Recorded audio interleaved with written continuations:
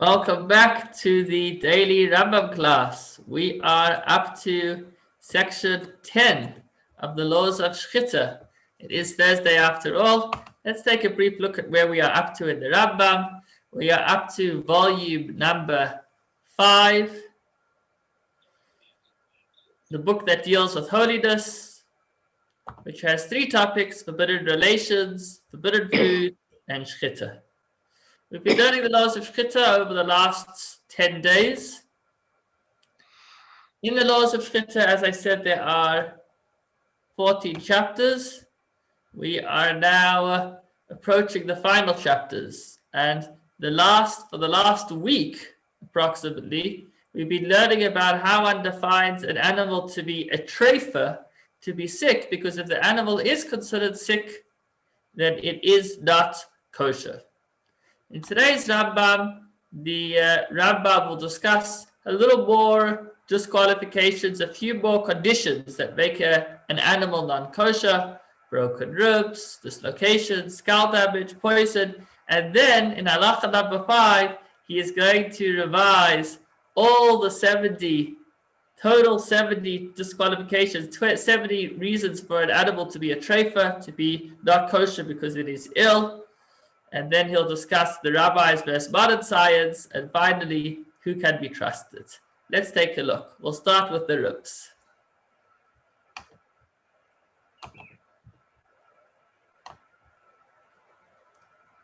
Okay.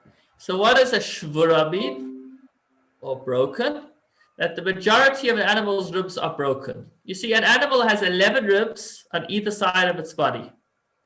If 6 were broken on one side and 6 on the other, or 11 were broken on one side and 1 on the other, so a total of 12 ribs were broken, which is more than 50%,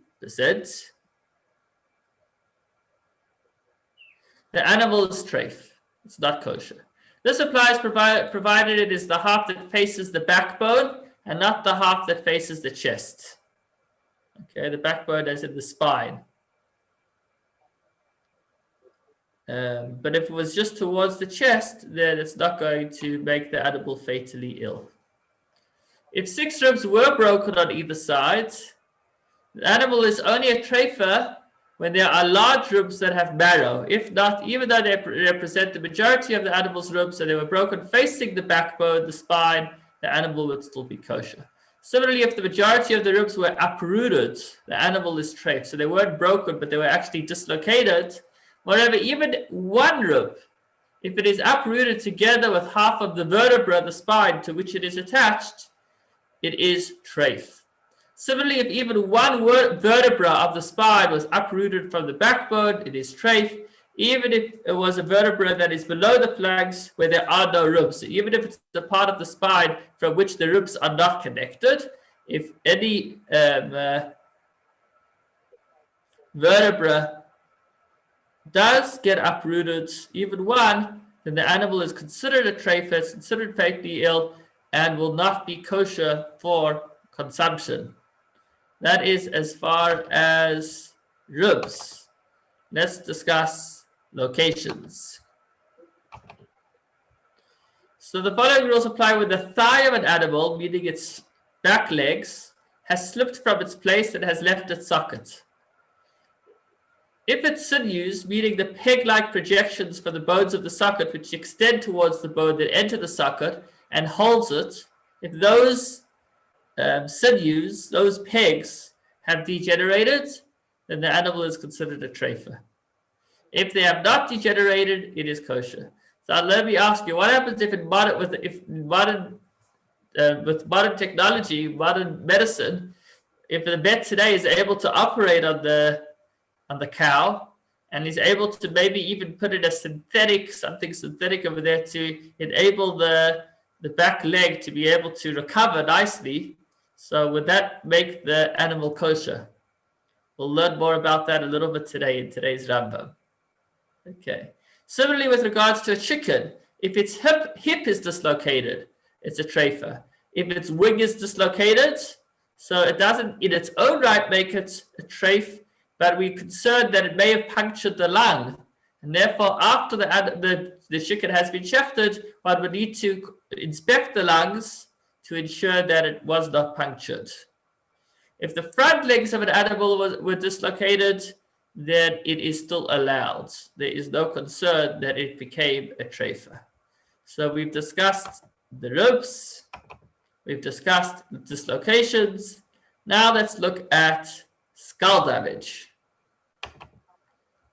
When a portion of the skull of a domesticated animal or wild animal, the size of a sela, which is a coin, it's 1/3 of a handbreadth wide, so it's a third of that, or a third of that, which is 2.6 centimeters according to Shiurei Torah, or 3.2 centimeters. So it's around 2.5 to 3 centimeters.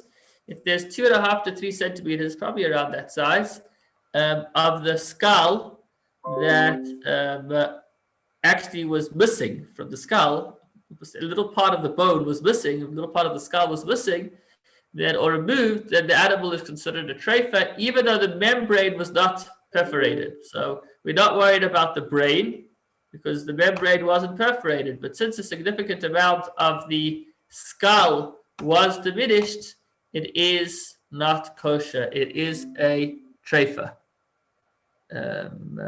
If a skull was perforated by a number of small holes, instead of having one hole the size of a coin, you had a number of different small holes in different places, then if they total the size of a sela, which we said is around 2.6 to 3.2 centimeters, which is around that thick, then the animal is not kosher. Similarly, if the majority of the height and the majority of the circumference of the skull was crushed, so it wasn't missing, but it had a fracture.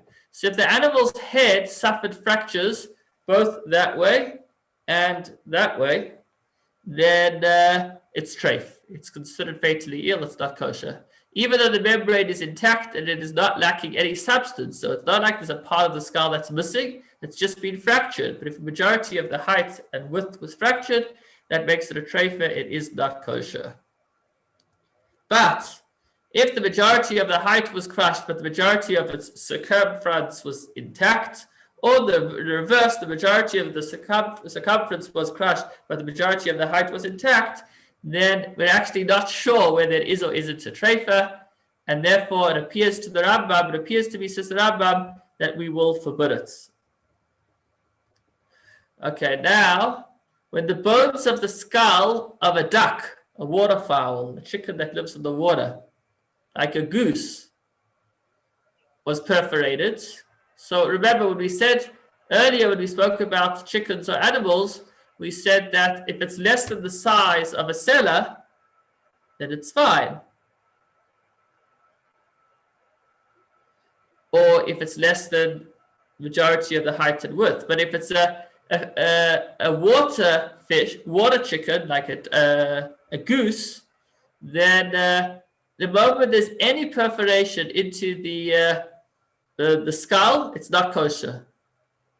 Because that membrane, the membrane that goes around its brain is so soft that it's already fatally ill. So this is what you would do if a weasel, for example, hit a chicken on the head, or it was struck by a stone or a piece of wood, and you want to know whether the membrane was broken, because we said that it's only for a duck or a goose that is not kosher the moment there's a small hole, but for anything else it's kosher as long as the membrane is still intact. So when one would place his hand next to the hole on the one side and then apply pressure or insert his hand into the mouth, this is obviously after it's died, and see if he's able to feel the brain from his hand on the outside.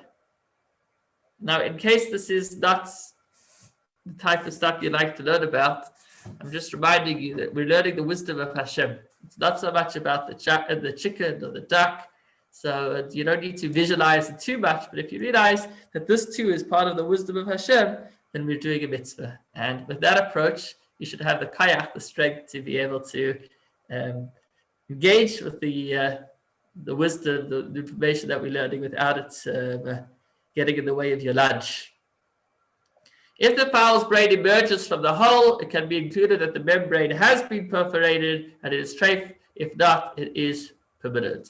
So we have now discussed broken ribs, dislocations, skull damage. Let's look at poison. Before that, it looks like I missed one out. When an animal's blood pressure causes it to choke, it was affected by a black gallbladder secretion or a white gallbladder secretion, it ate a poison which kills animals or drank foul water, you're allowed to eat it. However, it's kosher. If it ate a poison that could kill a person, or it was bitten by a snake or the like, as far as the laws of treifa are concerned, meaning is the animal kosher or not, the animal is kosher, but it's not kosher for a different reason. Not because it was fatally ill, but because it's putting your own life in danger. So you wouldn't be allowed to eat it.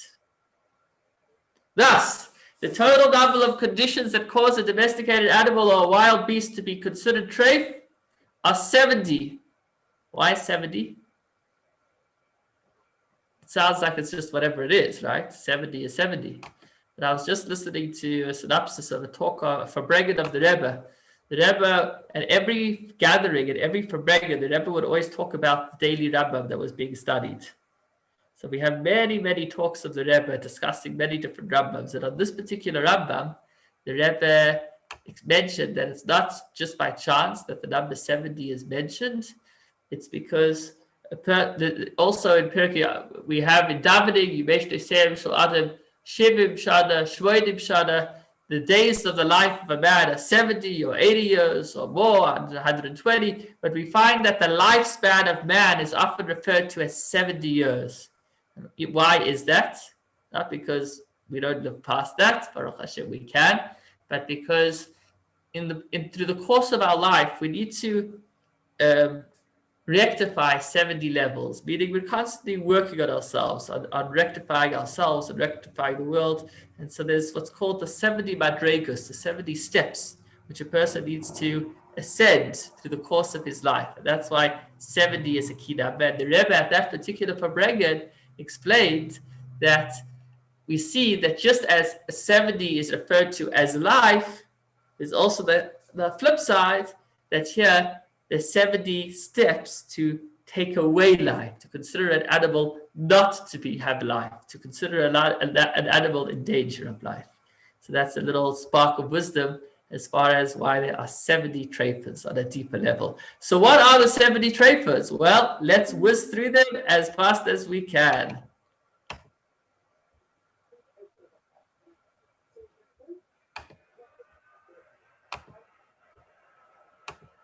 Okay, I try to kind of bold the new words as we go into different parts of the animal and to break it up into sections so we could go through this smoothly. So firstly, an animal that has been viciously attacked by another animal, if there's a perforation at the entrance of the gullet, perforation of the membrane of the brain, like we just touched upon that, the degeneration of the brain itself, a hole or a puncture, I'm going to use easier word to say, a puncture of the heart or its cavities. Number 6, a puncture to the arteries leading to the heart. Number 7, a puncture of the gallbladder. Number 8, a puncture to the arteries of the liver. Number 9, a puncture of the maw, or of number 10, or of the stomach, or 11 of the abdomen, or 12 of the gut, or 13 of the digestive organs, or 14, the digestive organs protruded outside the animal's body and became twisted or turned over. Number 15, a perforation of the thick portion of the spleen. 16, a lack of a gallbladder, meaning the animal was missing a gallbladder. Or 17, it had 2 gallbladders. An extra gallbladder also makes it considered a treifa, as you learned in previous days. The lack of a maw, which is part of the stomach digestive system, or 2 maws. Number 20, a lack of the stomach, or 21, 2 stomachs. 22, a lack of the abdomen, or 23, if it was born with 2 abdomens. 24, a lack of the gut, or 25, if it was born with 2 guts. 26, a lack of one of the digestive organs. 27, if it was born with an extra digestive organ. Number 28, if the lung has been punctured. Number 29, if the windpipe in a place where it cannot be shechted has been cut. Number 30, it's the, I don't know how to pronounce this word, but it's a section of the lung. It's the bronchioles, I guess maybe like bronchitis. The bronchioles of the lungs, even if it is covered by another one, has been perforated. 31, if a portion of the lungs had become closed. 32, a degeneration of one of the bronchioles of the lungs. So remember I mentioned that part of the cost of Shechita is that every cow that is shechted needs to have its lungs inspected. Number 33, discovery of putrid fluid in the lungs. Or 34, the discovery of putrid liquid in the lungs. Or 35, the discovery of murky liquid in the lungs, even if it has not become putrid. Number 36, the degeneration of the lung. 37, a change in the lung's appearance. 38, the reversal of the gullet's appearance. 39, a lack of one of the required number of lobes in the lung. 40, a change in the order of the lobes. 41, an additional lobe on the back of the lung. 42, the attachment of one lobe to another out of the ordinary order. 43, the discovery of a lung without division into lobes. 44, a lack of a portion of the lung. 45, a portion of the body of the lung is dried out. 46, a discovery of the lung in an inflated state. 47, a lung became shriveled because of fear of humans. The animal got such a fright that it caused its lung to shrivel. This makes the animal not kosher, which is a reason why I think halachically you wouldn't be allowed to kill one animal in the front of the other.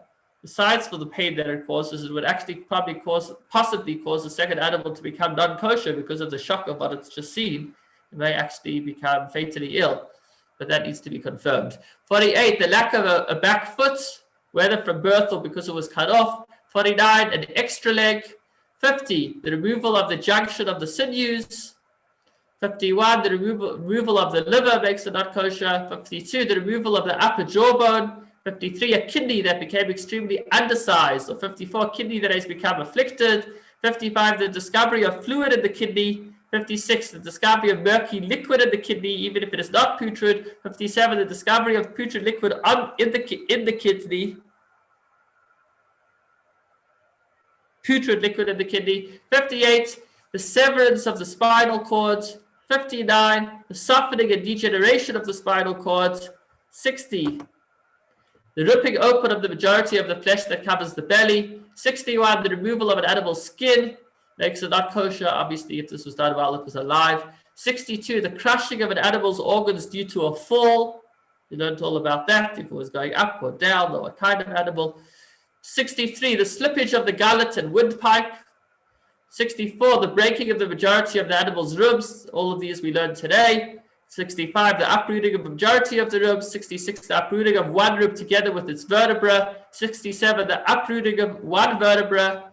68, the slippage of the thigh from its socket. 69, the lack of a portion of the skull the size of a cellar. And 70, the crushing and smashing of the majority of the skull. These are the 70 things that make an animal not kosher.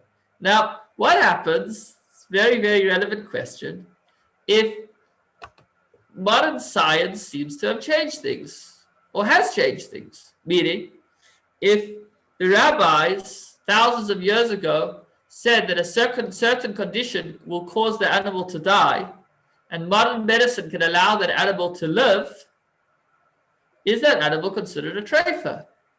On the one hand, it's one of the 70. So it is a clear disqualification. On the other hand, the reason for all of these disqualifications is because the animal will die. But if you know the animal's not going to die, then maybe that's not a problem. Or in the reverse order, what happens if the rabbi said that such an animal can live, but medicine says it's impossible for the animal to live? So would you say that the animal is kosher because it's not one of the 70? Or would you say, no, it's not kosher because the animal is going to die? Let's see what the Rambam has to say, and then we'll discuss it a little bit more.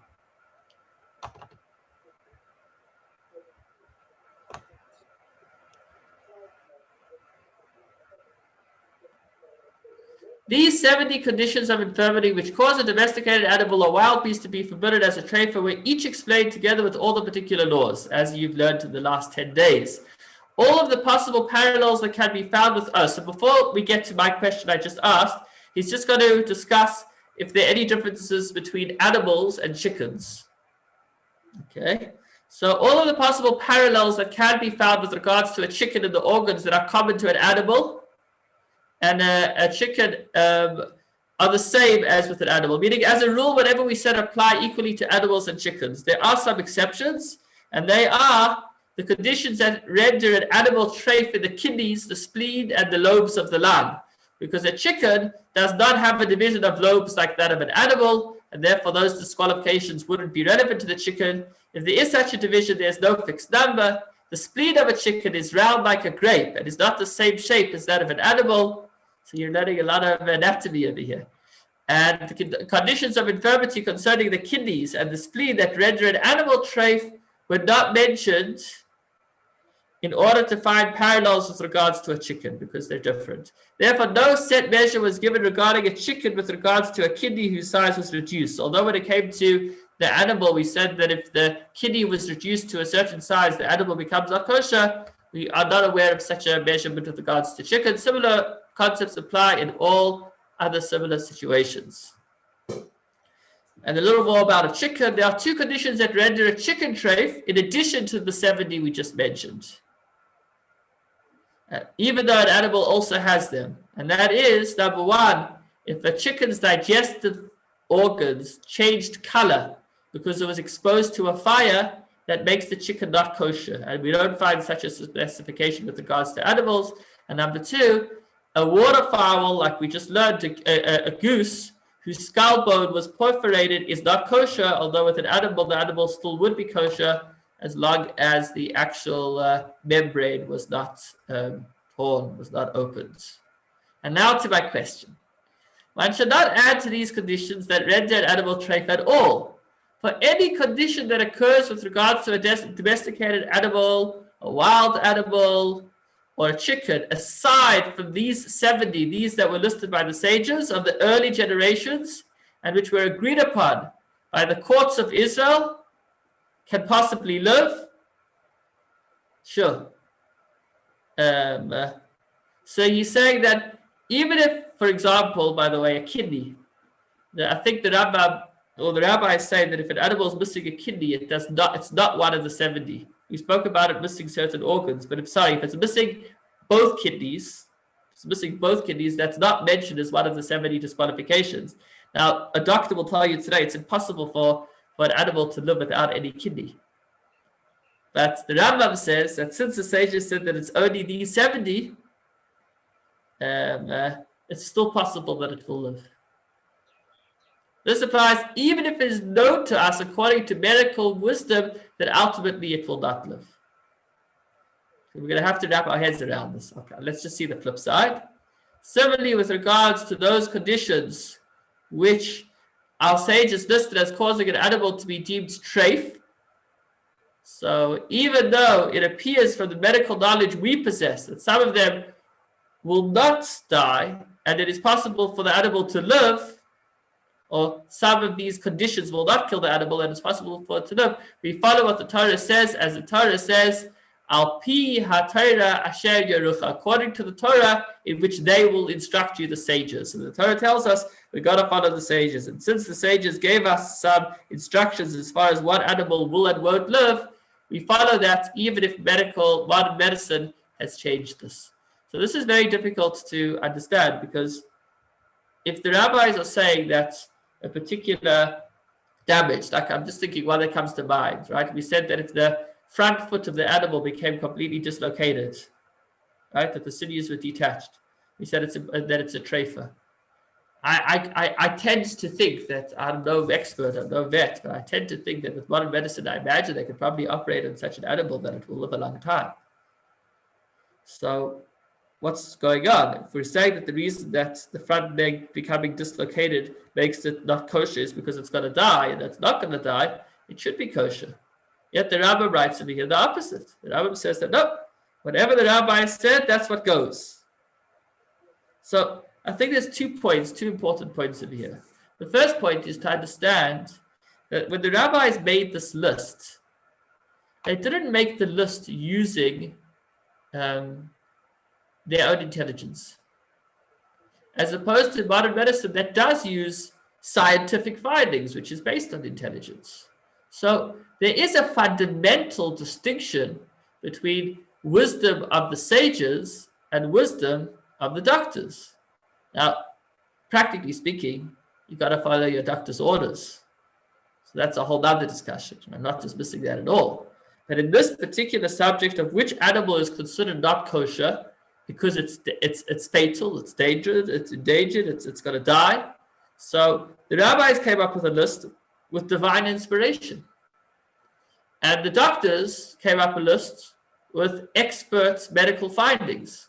So as brilliant as medicine is, it still doesn't come from the same source as the wisdom of the Torah. But that said, we still need to understand, if we see that the animal is continuing to live, then why should that be a problem? So there was a famous rabbi by the name of the Shechita. He was a big genius. He lived around early 20th century.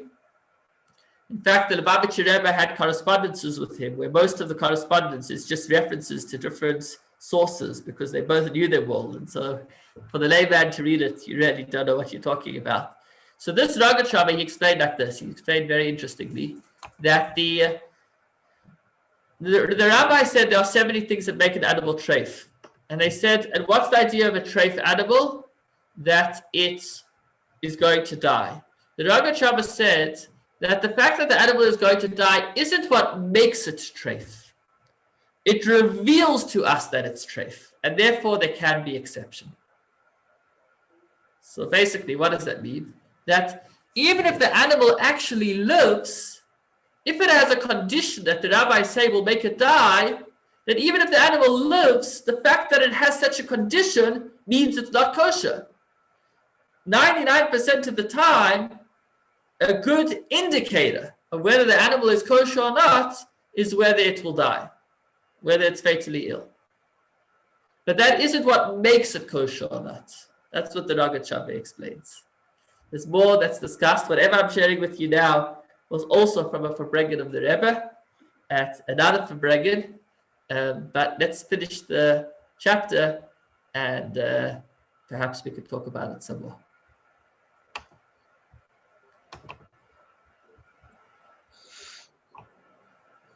Okay. 14, the final halacha. Whenever a butcher is knowledgeable about these conditions that cause an animal to be deemed a treifa, meaning if he knows the laws and he has established a reputation for observance, he may shecht an animal, inspect it for himself, and sell the animal without any suspicion. The rationale is the word of one witness is accepted with regards to the Torah's prohibition, whether his testimony will lead to benefit for him or not. So one guy alone can be trusted to know whether the animals are kosher. By the way, if you buy a whole chicken, a kosher chicken, you buy a whole kosher chicken, so it's very rare that you'll find broken bones. And if you do, then you actually need to send a picture to your rabbi, because it could be, if it did miss the hashgacha, the supervision, and it could be that it's actually not kosher. So, but whoever is involved in the industry, whoever's giving the certification, the mashgiach, whoever it is, does need to know what to look out for. We already explained that we do not purchase meat from a butcher who slaughters and inspects the animal himself outside of Israel, or even in Israel nowadays, unless he has established a reputation as an expert. If he sold an animal that was a treifa, so what happens if somebody sold something and he said it was kosher and it wasn't? We place him under a ban of ostracism and remove him from his position. He cannot re-establish his credibility until he goes to a place where his identity is not recognized and he returns a lost article that is very valuable, meaning he suffers a big loss for the benefit of kosher. And once he is in this new community where nobody knows him, he can basically restart for himself and declares it treif, even though it involves a significant loss. That brings us to the end of chapter 10 of the laws of treifa. And as I wrap up, I'll just share with you the lesson that the Rebbe shared with regards to this idea that once the rabbi said it, then that is actually what determines it, even if modern medicine nowadays has reached other conclusions, which is also important. And that is, the lesson is that the Torah is the authority of even the world, not only of our religious pursuits. And so even if a doctor were to say to a person that he has a certain condition, that he'll live this amount of time or he won't live that amount of time, ultimately the doctor is not the authority. The Torah is the authority. And through a person following the ways of Torah and mitzvahs, the Torah tells us this can bring him health beyond what the doctors have predicted. And chas v'shalom, vice versa, that in the merit of all of you taking of your precious time to join in the daily Rambam class, Hashem should bless you with only healthy days and years